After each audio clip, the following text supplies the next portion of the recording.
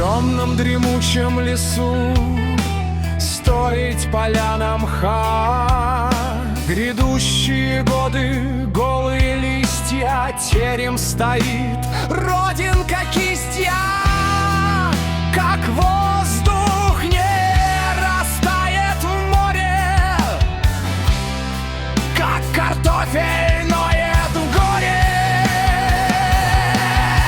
Свист мха дует в уши, маски ноют у нас на суше. Дед поплыл у нас по полю, терем чистит картоху в нору. В лесу паштет мох свистел на деревьях.